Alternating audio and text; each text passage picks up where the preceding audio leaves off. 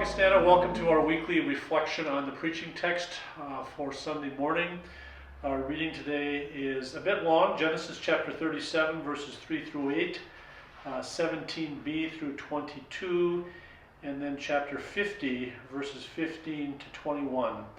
This is the end of the Abraham, Isaac, and Jacob narrative that takes place mostly in the book of Genesis. And it's primarily focused around the Joseph story. We have the beginning of the Joseph story and then the very end of the Joseph story, and it's a long and complicated narrative that runs from literally chapter 37 in Genesis to chapter 50, and obviously we can't cover the whole thing. But I would encourage you to read that if you'd like to take a little bit deeper dive into that story. We begin in chapter 37 where we're introduced to Joseph, the 12th born son of Jacob, whose name has now actually been changed to Israel. And Joseph has this beautiful coat that his father has given him, and Joseph is a bit of a nuisance to his older brothers. In fact, the text tells us they actually grew to hate him. Joseph has a dream, and in the dream he has some sheaves in a field, and his brothers also represent 11 other sheaves, and the brothers' sheaves bow down to Joseph's sheave, an indication that they will eventually serve him. And of course at the time it's not a really pleasant thing that they hear from their younger brother, and they hate him even more. It's quite the family strife that's going on between Joseph and his brothers in this story, and it's actually not very pleasant. But one of the things that I find to be kind of interesting about this is how God is at work even in a family that is not pleasant. It's dysfunctional, they don't like each other, and we hear in chapter 37 how first Joseph's older brothers want to kill him, but his brother Reuben intervenes, and they end up just throwing him into a pit. And Reuben talks his brothers into doing that so he can actually go back later and rescue Joseph from that pit. But then, before Reuben can do that, the other brothers actually sell Joseph into slavery to the Midianites. And that is in effect how Joseph ends up in Egypt. He's sold to Potiphar, who's in the royal court of the Pharaoh of Egypt. And then Joseph rises in power in the court of Egypt. And that's part of that narrative that we read from chapter 38 to the end of the book of Genesis that is not being covered in Sunday's readings. I think the culmination of of Genesis is really where we are going to be landing on Sunday morning, because at the end of the story in chapter 50, that's where Joseph finally reveals himself to his brothers and to his father. And it's a very emotional reunion. The brothers find their way back to Egypt because there's a famine in the land and they have nothing to eat, and they hear that there's food available in Egypt, and so Jacob / Israel and all his family go to Egypt, and Joseph sees them. They don't know who Joseph is at the time, and finally Joseph reveals himself to his family, and it's an emotional reunion. I'd like to just read that portion of the text as part of my presentation today.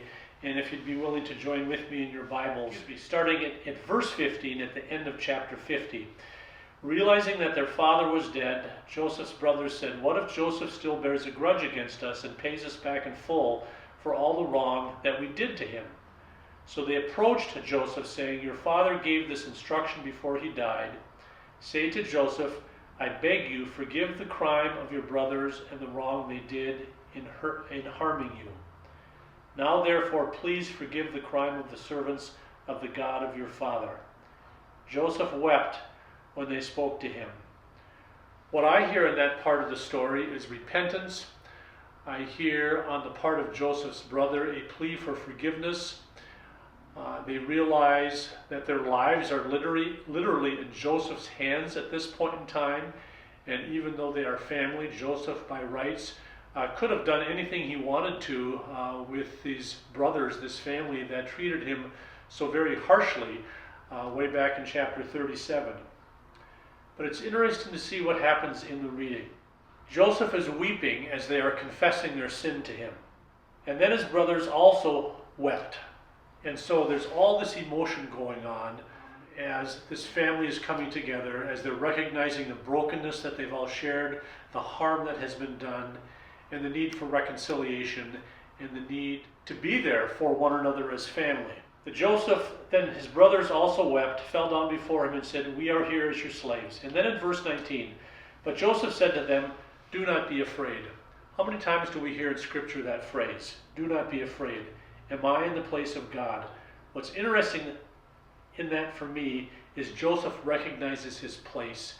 He recognizes, one, that he's part of the family, that he's not God, that he can't wield his power over his brothers and his family like he is God. And then he says in verse 20, "Even though you intended to do harm to me, God intended it for good, in order to preserve a numerous people as he is doing today. So have no fear, I myself will provide for you and your little ones." In this way, he reassured them, speaking kindly to them. Verse 20 is pivotal in terms of how we understand suffering and how we understand hardship in our lives.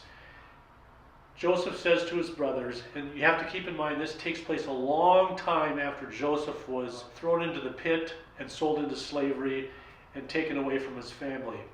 Looking back on the course of his life and the events that has happened up to this point in time and how God has been at work in his life and in the life of his family, Joseph says, "Even though you intended to do harm to me, God intended it for good, in order to preserve a numerous people as he is doing today."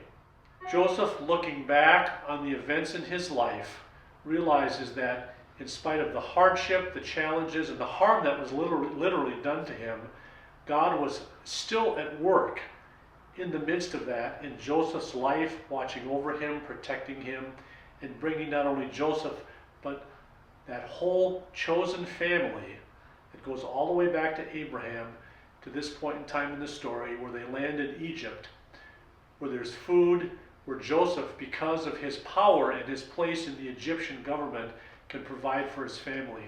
And of course, this ending, this story, sets up what's going to happen a little bit later now in Exodus, where the people of God, Abraham and Isaac and Jacob and their wives and their families and this whole great clan that God has chosen, how they end up in Egypt, it's because of Joseph and how God was able to work through Joseph to provide for his family. And of course, then this becomes the jumping off point for Israel, the people of Israel being then locked into slavery, and then what continues to happen in the narrative. It's a fascinating story. There's lots of nuances into it. I encourage you to read both chapter 37 and what the text says in chapter 50, and I would encourage you to read actually the whole rest of Genesis from 37 to the end of the story to get the full context of what is happening, and to see where do you land in this text. Where do you see yourself? Where do you see God at work in your life as you are struggling to understand the questions, the challenges, and the hurt that you're feeling at this point in time in your life? It's a very rich story, and I think God has a lot to say to us. So dive in, enjoy, and you'll see what happens when you come and hear the sermon on Sunday morning. We're looking forward to that. Thanks. Take care.